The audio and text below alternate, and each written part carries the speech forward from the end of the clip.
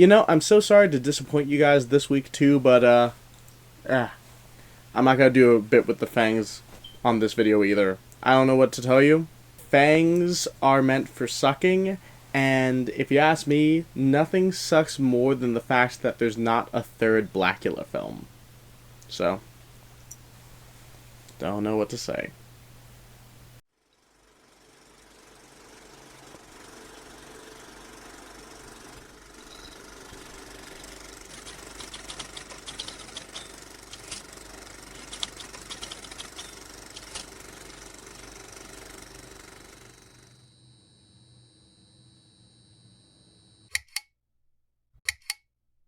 Hey everyone, I'm Ben, your underground conductor, and welcome to Underground Cinema. Now, since February is still chugging along, for now, I figured it'd be fun to add another video to my Black History Month series. So, to continue the celebration, as well as maintain the hype train that I was riding from my last video, I figured this week it'd be fun to talk about the forgotten sequel to Blacula, Scream, Blacula, Scream. Now, like I mentioned in my Blacula review, I was very much pleasantly surprised with the overall quality that can be found in that film. So because I liked the movie so much, and I happen to own both films on DVD, I figured it would be fun to check out the sequel to this movie, Scream, Blacula, Scream. However, while I was excited to check out this movie, I was also kind of reluctant to watch it, hence why it took so long for me to come out with this video. Like, I know that basically everyone knows this, but I'll say it anyway. Generally speaking, with some exceptions, sequels are almost never as good as the first film. And with Blacula specifically, Scream, Blacula, Scream was released less than 1 year after the original Blacula. And this very short release window, stacked on top of the fact that this movie was burdened with a very real narrative problem, being the fact that they killed the main character at the end of the first movie, let's just say it made me hesitant to actually delve into this film. And all that isn't even talking about the film's reputation, or lack thereof. You see, unlike the original Blacula, it seems like this film has essentially left no cultural footprint whatsoever, which isn't necessarily a bad thing. I mean, my entire channel is built around talking about movies people haven't heard of. But you also have to consider the fact that the few people who do know about this film don't really have a high opinion of it. Like, for instance, the famous film critic Roger Ebert actually saw this film when it came out, and he accused this film of having various poor technical qualities stemming as a result of its very short release window in comparison to the first film. And additionally, while the original Blacula actually received accolades, being the first film to ever receive the Best Horror Film Award at the Saturn Awards, Scream, Blacula, Scream essentially got the opposite, as this movie was actually named the worst blaxploitation film of all time by the 1980 book, The Golden Turkey Award. That being said, I would not take anything in that book at face value, because the Golden Turkey Award is the same book that made the claim that Plan 9 from Outer Space was the worst film of all time, which is not true. Plan 9 from Outer Space is not an amazing film, but it is not the worst movie of all time. It's not even the worst movie Ed Wood ever made. It's not even the worst movie Ed Wood put out in 1959. Anyone who's seen Night of the Ghouls would know that.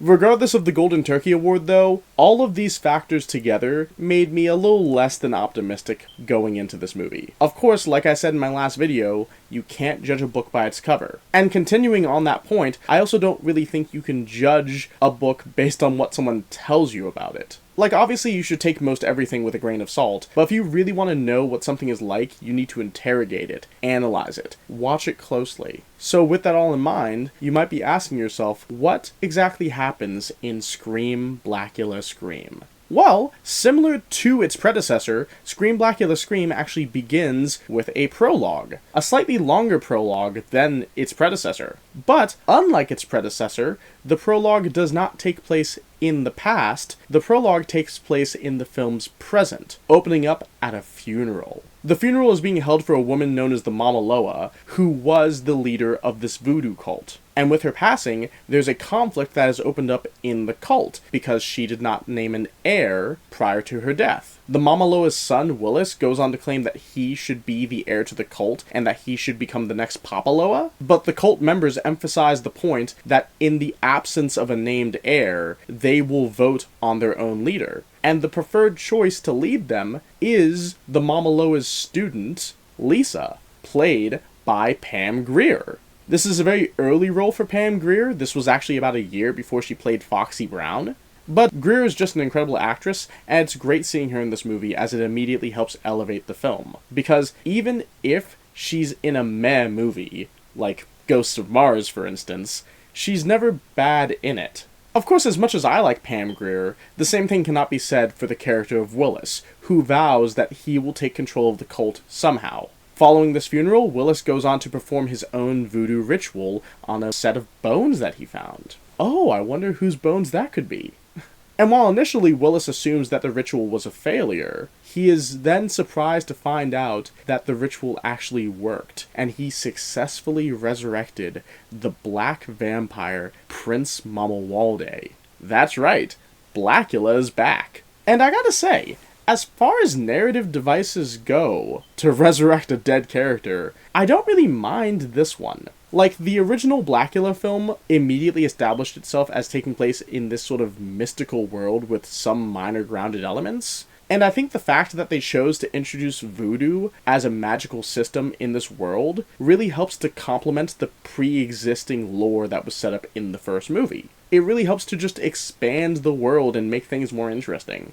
And I think works as a perfect narrative device for a lot of the things that happen in this film. Of course, suffice to say, things don't work out for Willis, as upon being resurrected, Mamuwalde immediately bites him. Following this prologue, we see that Willis has become a vampire himself. And while he thinks everything's cool and dandy, Mamuwalde disagrees, as he insists to Willis that he now exists only to serve Mamuwalde. Which I think is a really interesting character turn for Mamuwalde, because in the first movie, Mamuwalde was very much a character of moral standing. Like, he did awful things, obviously, but he had a strict moral code, and one of the aspects of his moral code was detesting systems like slavery. Yet, at this point in his existence, following being resurrected, he's chosen to leave all those morals behind, and not only embrace the system of slavery, but essentially become a slave master. It's a genuinely interesting twist for his character that really ties heavily into his arc in this movie, and I want to talk about that a bit more later. But as we see throughout this film,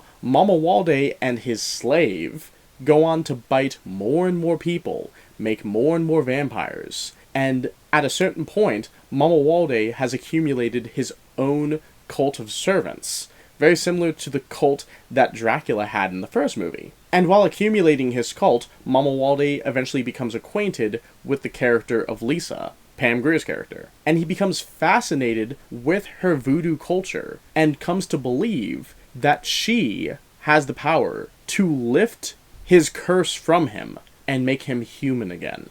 Meanwhile, as all this is happening, Lisa's boyfriend, Justin Carter, comes to notice that there's a string of deaths happening in the area. And he, looking into the occult, has become convinced that a vampire may be involved. So he spends his time trying to convince the LAPD that there is a vampire on the loose. And if that sounds familiar to you, it's because that's exactly the same as the B-plot in the last movie.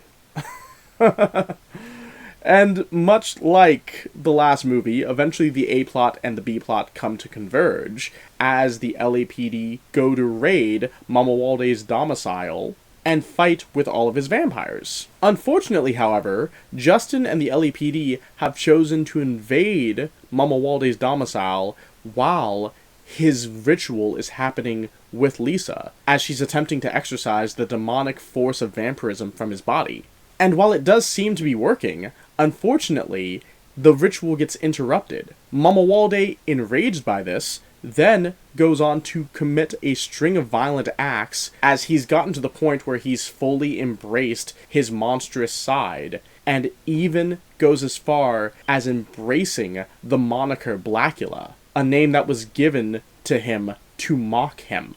Mamuwalde then goes on to try to kill Justin, but Lisa, who's obviously been incredibly frightened by all of his actions, elects to take the voodoo doll that she made of Mamuwalde for the ritual and stab it in the heart. Mamuwalde then suffers from the immense pain of death once again, and as the world swirls around him, that is where we end our film. As this once great man plagued by tragedy goes on to suffer the way all monsters eventually suffer. And yeah, that's Scream Blacula Scream. And is this film really that bad? Well, no, it's not that bad, but it definitely has problems. It is kind of messy. But before I get into the various issues that the film has, I should bring up some positive attributes that I found in this movie. For one thing, I feel like this film has a much more distinct personality and sense of style as opposed to its predecessor. Like I said in my last video, I think the original Blacula is a great film that perfectly balances the line of being both a crime drama and a horror movie, but this movie goes all in on the horror aesthetic, really embracing a darker, more contemplative tone. And I feel like this tone and aesthetic is greatly supported by the film's technical qualities. Like, I know Roger Ebert complained about the film's technical qualities, like its lighting, but I actually think that this film is pretty well lit for what it's attempting to do, and really aids in the overall tone of the film. Like, for example, there's a great jump scare scene early on in the movie when Mamuwalde is just gliding across a hallway, and the way the light is just hitting his face and nothing else, it really just emphasizes, like, this eerie nature about him and his unnatural existence. And that was also one of the few scenes in the movie that genuinely creeped me out. I actually rewound it while I was watching the movie, and I was like, whoa, what's going on here? And I think there's various other instances in this movie where the overall cinematography is more creative and sort of lends itself more to the horror aesthetic. Like, there's a lot of handheld motion, a lot of zoom-ins and zoom-outs, and a lot of people would accuse those shots of being evident of a cheap production, but I think it adds to the personality of the film and makes the viewer feel disoriented. Moving on from the lighting and cinematography, though, I also think that the acting in this movie, just like the last one, is quite good. William Marshall is amazing in this movie, just like he is in the last film, and I want to talk more about his performance later. But also, Pam Grier is a welcome addition to this cast. Like I said earlier, the woman is an amazing actress. And while it is true that Grier doesn't have the same level of chemistry with William Marshall the same way Vanetta McGee did, I think you can excuse that based on the fact that they aren't really supposed to have an explicitly romantic relationship in this film. I mean, there is one kiss that's shared between the two of them, but it seems to be mostly a transactional relationship between the two. And even though Marshall is very much the stronger actor in this film, it's still impressive to see how Grier can act opposite of him, especially in the conclusion, when Mamuwalde is just begging for her help, and she's just so frightened. It feels authentic, like she's actually scared for both her life and the lives of the people around her. Of course, while Grier is great in this film, I also feel like she is very much underused. Like, the way she's introduced at the beginning of the film, it feels like she's supposed to be a bigger player than she is. I mean, she's basically the main rival to the character Willis. Unwillingly a rival, but a rival nonetheless. But she sort of gets lost in the second act, and it feels like her character has mostly nothing to do until you get to the third act and she's doing that ritual for Mamuwalde. And it just feels kinda odd, because not only is she the female lead, but based on her placement in this narrative, you feel like she would be more important. Like, if you look at the original Blacula, Vanetta McGee's character, Tina/Luva, is so tightly woven into that story, and if you took her out, the entire film would just unravel. Meanwhile, with this movie, it almost feels like Pam Grier's character Lisa could be taken out of it and replaced with anyone else. And the story would be the same. Her character isn't pivotal at all, which is kind of a shame because Pam Grier was an amazing actress. And I feel like the filmmakers just didn't know who they had when they casted her. I mean, this movie came out the same year as Coffee, which was the first big movie that Pam Grier had starred in. Then immediately following that, the next year you had Foxy Brown, and then the next year after that you had Friday Foster. So she hit like a trifecta in the early to mid 70s, and I feel like this movie just coming out in between all of those didn't realize what they could do with her. Of course, she's not the only element of this movie that's underutilized. There's also the fact that this movie sets up an antagonist in the form of Willis, and then completely abandons his plot. I mean, the whole reason for him resurrecting Blacula is because he felt like he was denied his birthright as the Papaloa. And not only does this movie eventually forget about this plot point, but the movie also forgets about the voodoo cult in general. Like, the death of the Mamuwalde in the voodoo cult is essentially the inciting incident of the movie. And it's also a cult that Lisa is a member of, and it's also a cult that she's next in line to rule over. And at a certain point, the movie just says, it. We don't have to deal with that. Like I said earlier, I like the fact that they introduced voodoo as a magical mechanic in this movie because it helps build the world and it offers a really good narrative justification for resurrecting the main character. But it seems like the filmmakers just wanted to use voodoo to bring Mamuwalde back from the dead and also dangle that carrot in front of him of, oh, well, this could cure you.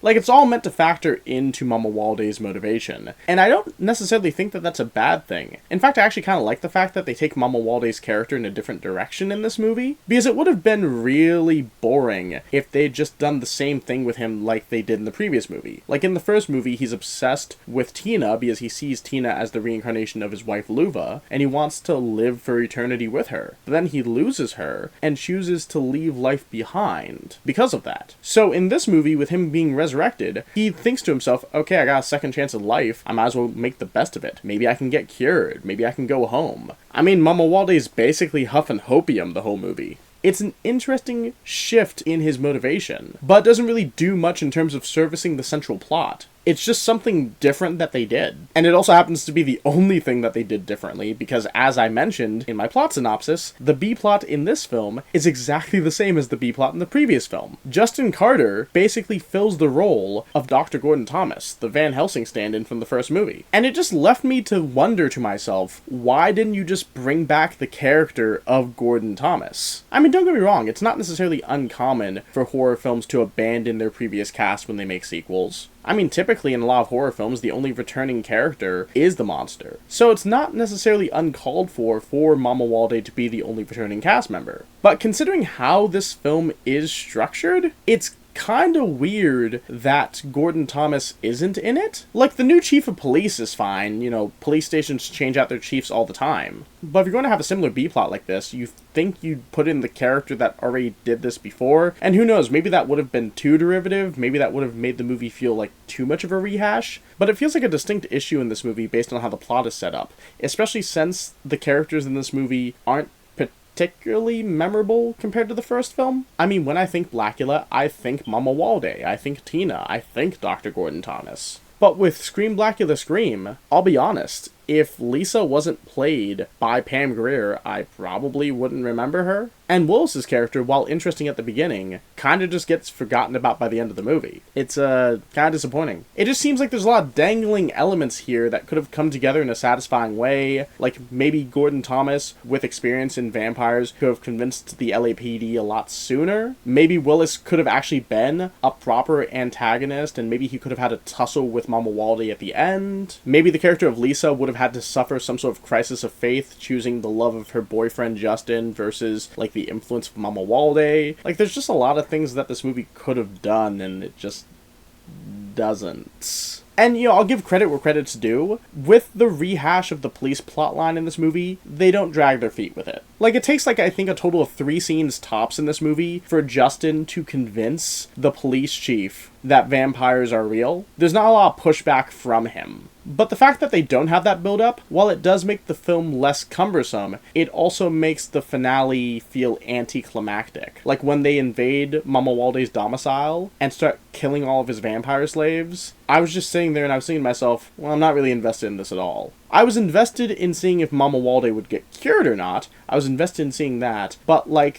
that ritual being intercut with the actual home invasion from the police, it didn't work for me. And I think that also factors into the weird pacing in this movie. So, like, this movie is much more slower paced than the previous film. It's much more contemplative as well, and I don't mind those elements at all, because the smarter elements of these films are the elements that I like, the complexity of Mamuwalde and the world that he lives in, and I really like spending time in this world and digesting things as they come. But because the film forgoes a lot of its build-up, it also makes the overall film feel rushed at the same time. It's a really weird kind of narrative whiplash where the film feels simultaneously fast and slow. And I really think that hurts the overall stakes of the movie. Like, I can see a version of this film in my mind where Willis is the villain and he spends the majority of Act 2 making his own vampires to overthrow Mamuwalde. Meanwhile, Dr. Gordon Thomas is here doing his own investigation. And it all builds to this big epic conclusion where you have cops versus vampires versus Mamuwalde. Like, I can see a version of that film in my head, and all the pieces are there, but the film doesn't utilize them. Instead, the simultaneously rushed yet slow pace of the movie makes the entire middle section feel hollow. Which I know isn't true. There's a lot that happens in the second act of this movie, like Mamuwalde making his vampire cult, for instance. But it all just feels so empty, and it's kind of disappointing. Of course, despite all of its flaws, something that distinctly makes this film worth watching is William Marshall. Like I said in my previous video, he carries Blacula, and the same goes for this. William Marshall takes this role seriously, and I respect the hell out of him for that. The dude is just such a class act. Every line that he delivers is delivered with just such a grand sense of gravitas. He just has such a strong voice and a commanding presence, and he's so much more intimidating in this movie. He's much more frightening. Like in the first Blacula film, there's a strong sense of melancholy in Marshall's performance. He is a man who's basically lost his life as he knows it, he's lost his love, and he's been thrusted into this world that he does not understand, with abilities that he didn't want. Like, he's the definition of a tragic character, and Marshall's performance offers that character a lot of nuance, especially in that early scene, once he gets ferried over to Los Angeles, and he just kills that gay couple. After he does that, he's clearly remorseful of his actions, but then he goes back to his coffin, and laughs as he lays back down. Like, there's a sense of delirium that he's experiencing because he can't believe what just happened. It's absurd to him. And after he discovers Tina and realizes that she's a reincarnation of his wife Luva, he uses that as a lifeboat to latch on to his humanity. That's why he chooses to leave this life behind when he loses Tina. Like Mamuwalde chose to die. So when he gets resurrected in this film, there's just such a strong sense of rage that he's carrying with him. Almost as if he's upset to be alive again, but he also doesn't want to be dead. And upon discovering VooDoo in this film, he gets a renewed sense of hope.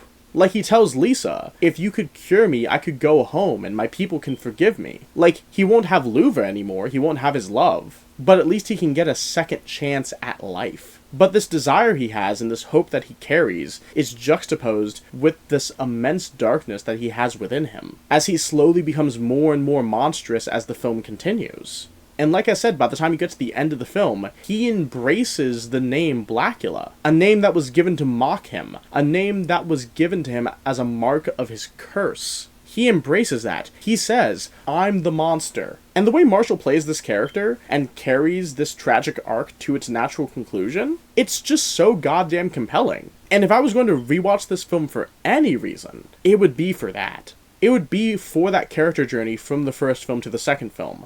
Going from a man who was trying so hard to cling on to his humanity despite his darker urges, to a man who's fully embraced the monster that he's become. And I'll say this right now, the only real downside with the ending of this movie, and the ending for Mamuwalde's character, is the fact that it is a bit abrupt. And it just makes me want to see what would happen next. Like, it's not the worst thing in the world, the fact that there's only 2 of these movies. The story feels mostly complete between the 2 of them, but it's really a tragedy, the fact that William Marshall never got to play this character again. And that, cinematically speaking, Blacula's story kind of just ends here. Especially since I would like to see Blacula's story continue. Fortunately, there is kind of a continuation to Blacula's story. As it turns out, there was a graphic novel that was released a few years ago called Blacula Return of the King. And that comic, I think, is either a continuation of the story left off from this film or from the first film. I don't exactly know for sure if it's doing one of those hard reboot things or not. I suspect that the second film is canon to this graphic novel because you see Mamuwalde resurrect again, and when he resurrects, his body is fully intact and he's wearing a red cape, as opposed to the first movie where he wears a silver cape and his body fully decomposes into bones. But putting aside what movies are canon to this graphic novel, the story it tries to tell is so incredibly interesting as it feels like a natural conclusion to Mamuwalde's story, as the graphic novel revolves around Mamuwalde hunting down Dracula, who has actually survived through the centuries and was actually not destroyed by Van Helsing as we were told in the original Blacula film. Now, as far as I can tell, only the first chapter of this graphic novel is available digitally, and I didn't have time to go out and get a physical copy before recording this review. But just based on what I was able to read, and based on the summaries that I heard of this graphic novel, it got me really interested. And I will probably be picking up a copy, that way I can actually see what happens with Mamuwalde. Because I am very interested in seeing how this character's story continues, and potentially concludes. And all of that intrigue is just solely based on how William Marshall played this character. So all I have to say is bravo to William Marshall. This may not have been the role that you wanted to be remembered for, but if it's any consolation, I respect the hell out of you for playing it, man. And unlike your character, I hope that you do in fact rest in peace. But yeah, that was my review of Scream Blacula Scream. I hope you all enjoyed it. Please feel free to subscribe if you're feeling generous. You can also follow me on Instagram and Letterboxd if you want to hear more of my film takes. I hope you all had a wonderful Black History Month, and I will see you later.